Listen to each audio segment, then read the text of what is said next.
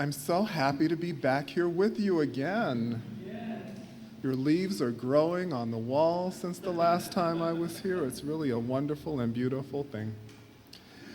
I want to take a moment just to express my appreciation to so many who have made it possible for me to be here and facilitated my being with you this morning. Ajip and our sound and technical crew, Darvis, Tony, Don, Travis, Ayana,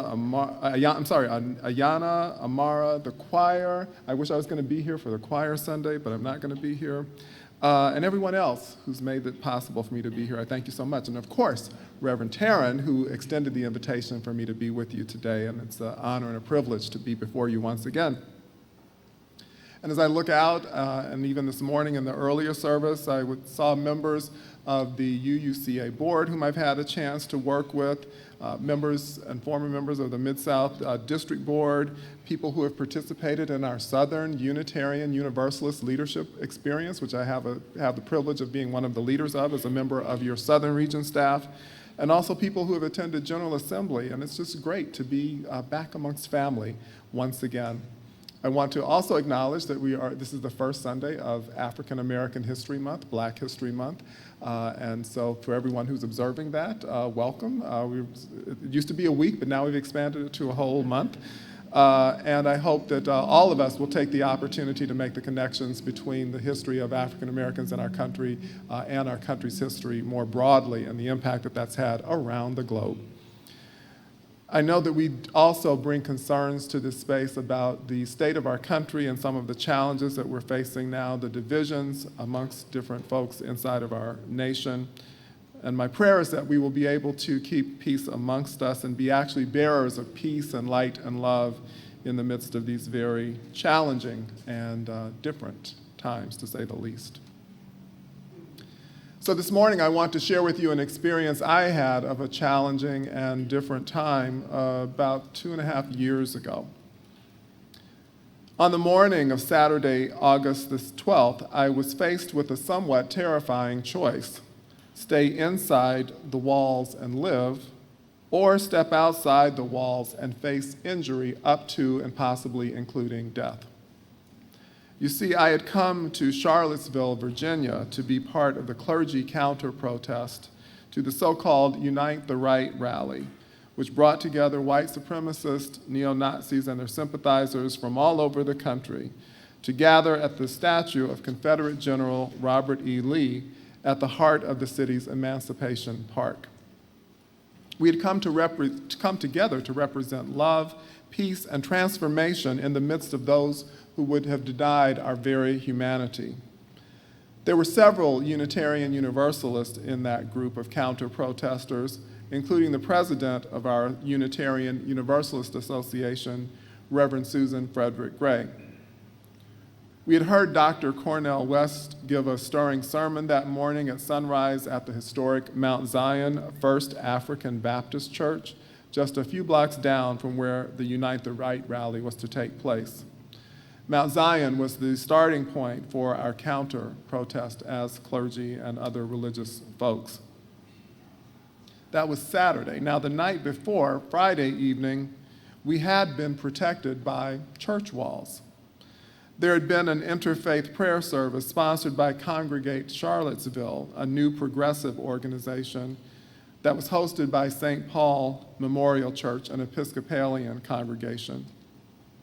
I was moved that evening by the voices representing Baptist, Presbyterian, Episcopalian, Muslim, Unitarian Universalist, Jewish, and other communities of faith as we braced for the challenges and the choices that the next day would bring.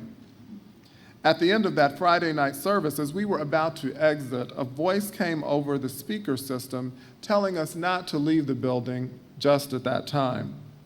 Outside, while we were praying and singing and communing with each other, hundreds of men with lit tiki torches had moved from their rallying point around the statue a few blocks away to just outside the church. About 20 minutes later, after the crowd outside had cleared, we were told it was okay to exit through the side door, not the front door that we had come in through. And so we did just that. We exited through the side door. While we were inside the building, we couldn't see what was happening out on the street, but the news reports that evening showed the scenes of the shouting, chanting men, faces made red and orange by their scowling and by the light of the torches that they bore. I reflect now, what if we had our interfaith service outside as they had had their rally outside that night? What if there had been no walls to protect us from the angry mob, no place to wait it out, and no side door to exit from when the coast was relatively clear? Again, that was Friday night at St. Paul, and then the next morning at sunrise at Mount Zion, we had our morning service in preparation for our nonviolent protest. In fact, I was wearing these two stoles that I'm wearing now, one that represents our Side with Love tradition in Unitarian Universalism, and this purple stole, which was given to those of us who were participating in the counter-protest. Now, the leader of that counter-protest was the Reverend Osagio Seku, who's a tremendous singer and organizer. If you ever have a chance to hear him, I encourage you to do that. And he was the one who kept saying to us over and over again, if you step outside of this church, you are at risk of severe injury, up to and including death. And the more he said that, the more the crowd began to thin out, because not everybody had made the choice to sign on for that level of commitment on that day. And some of us indeed stayed. Now, there were about 30 of us left, and some of us were clergy, and some of us weren't. Some of us were people of color, some of us not. Some were older, some were younger. Some of us were LGBTQ and others not. We each had written the number of a contact person on our arm in the event that we couldn't do so for ourselves later. The start of our counter-protest was delayed. The plan was that we would get to a point once we got out onto the street where we would come to a restricted area that was reserved only for the people participating in the actual Unite the Right rally. At that point, the design was that we would be stopped by the police and then arrested by the police and taken away from the scene, having made our point of trying to get into the rally. It was the case, though, that the police, even though they had set up barricades before the rally, that they were not in place beside the rally, so there was no barrier actually between us and the rally itself. So we had to rearrange our plans. Reverend Seku rearranged the plans so that we headed straight through the barricade and into the heart of the Unite the Right rally, surrounded by self-appointed and highly armed paramilitary security guards and those who had been outside the church the night before with their torches burning. As I speak to you in this moment, and from this example, you can see that walls don't necessarily live for me as complete abstractions or as complete absurdities. Under certain circumstances, walls can indeed protect us from harm and perhaps even save our lives.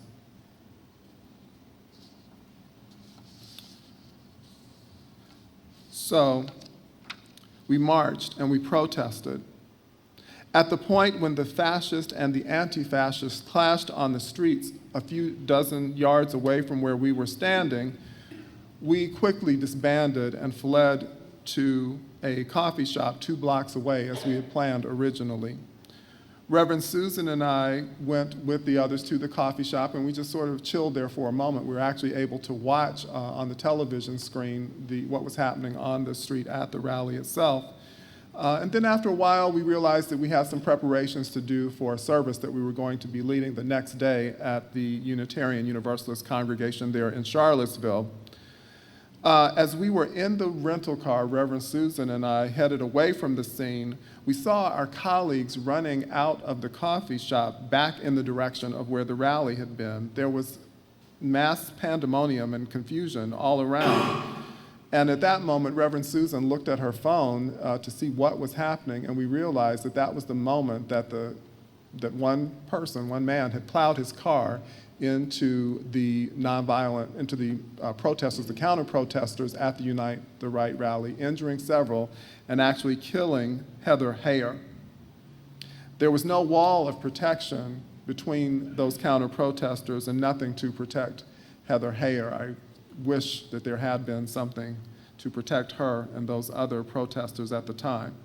The police sirens and the ambulances blared, and rather than racing to the scene of the crime as our colleagues had, we kept driving away with the intention of making room for the emergency personnel to do their work rather than adding to the congestion there.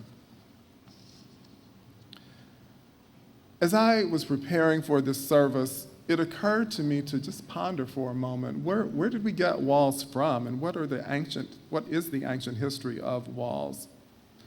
Who built the first ones and why? Interestingly, I learned that the oldest walls known to us were built in southwest Turkey over 11,000 years ago.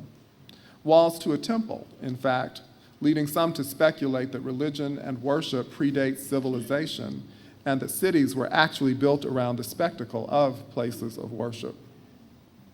Flashing forward some millennia, we have defensive city walls appearing in Mesopotamia, the walls around the city of Babylon around the 7th century before the Common Era, and the Great Wall of China, which wasn't completed until about 400 years ago. Walls within houses and cities date back some 7,000 years, and it's fascinating how it wasn't enough for us to put barriers between ourselves and neighboring city-states, but also between families inside city-states and ultimately between members within those families. There are ways in which we are vulnerable anytime we are out in public, in the movie theater, at a dance club, in an amusement park, at the grocery store, at our places of work, on the road or in the street, or even in this room right now.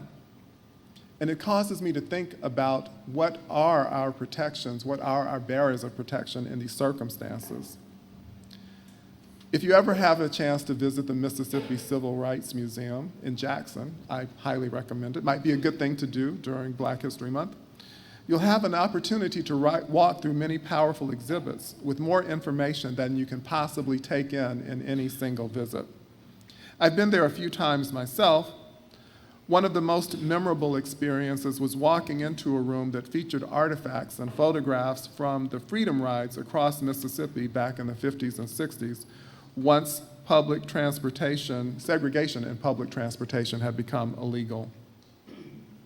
It was only after I was perhaps 20 feet into the room that I turned around, and there it was, a 3-story wall full of life-sized mugshots of hundreds of people who had been arrested in Mississippi for challenging segregation of public spaces. Some of those people are still with us today, perhaps in this very room. They were that wall for us. They were that hedge of protection against a future of unbridled brutality and inequality. I am so thankful for what they did in their time. Now, what they did begs the question, who is that wall now? Who is that wall now? Who is the barrier between the past and a future of unbridled brutality and inequality? I invite for your consideration that we are. We are that wall. The system, as it's been established, will continue to produce fear and fear mongers, hate and hate mongers. You might have noticed that there's a lot of money to be made by appealing to the need for security, protection, and predictability. The walls that we have the possibility of building are not physical. As we've established, physical walls are poor hedges against uncertainty and fear. The walls we build are the very substance of our lives.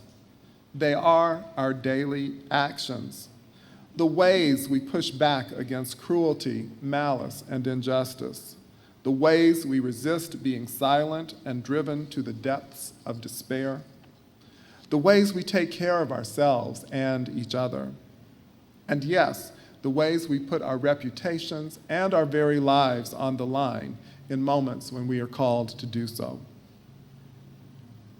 As we stood in a line, we were actually kind of a wall, a fence in front of the statue, with all of this activity going around us that day in Charlottesville, we each had an opportunity to speak a prayer or a verse into the space. And when my opportunity came, the verse that came to mind was this from the Christian New Testament: perfect love casts out all fear. I'm a witness. Not everyone can be negotiated with. Sometimes, we'll put it this way, some people that I love them, but from a distance. Some people have little or no regard for human existence or feelings. Some people are raised and even trained to be that way. From day to day, there are some people I would choose not to be vulnerable around. Do I hate them? No, I don't. I think it must be very difficult to be filled with that much fear and to feel that alienated. I don't wish them harm. Do I want them behind bars or prison walls? Only if they pose imminent danger to themselves or to others. Mostly, I want them to disappear to a place that's safer for them, for me, and for others. I don't believe in war, and I don't have a lot of faith in physical walls. I believe in peace. I believe in love that casts out fear. It's love that causes us to be that wall, that hedge against a future of unbridled brutality and inequality. It's fear that causes us to build walls that separate us from ourselves and each other. We look to the ancients to understand something about the origin of walls, so too can we look to them to comprehend what keeps us at odds with each other. Here now, chapter 31 of the Tao Te Ching, written by Lao Tzu, who also wrote the earlier reading, and translated for modern times by Stephen Mitchell. Weapons are the tools of violence. All decent people detest them. Weapons are the tools of fear. A decent person will avoid them, except in the direst necessity, and, if compelled, will use them only with the utmost restraint. Peace is their highest value. If the peace has been shattered, how can they be content? Their enemies are not demons, but human beings like themselves. They don't wish their enemies personal harm, nor do they rejoice in victory. How could they rejoice in victory and delight in the slaughter of others? They enter a battle gravely, with sorrow and great compassion, as if they were attending a funeral. We design weapons to fight wars and walls to defend against attacks, but we weren't designed for war or attacks. We were designed for connection, compassion, and community. For loving and using the power of our minds to imagine ways of being that optimize not just surviving, but thriving. And we can't survive or thrive sealed off from each other. If we are able to come to terms with our fears, we might be able to take down the walls, physical and psychological, that separate us. We might be able to move beyond those walls towards a place of peace and radical inclusion, which our faith, our liberal religious faith, proclaims. May we have the fortitude to live out our highest values, even if the results aren't realized in our lifetimes. And so it is.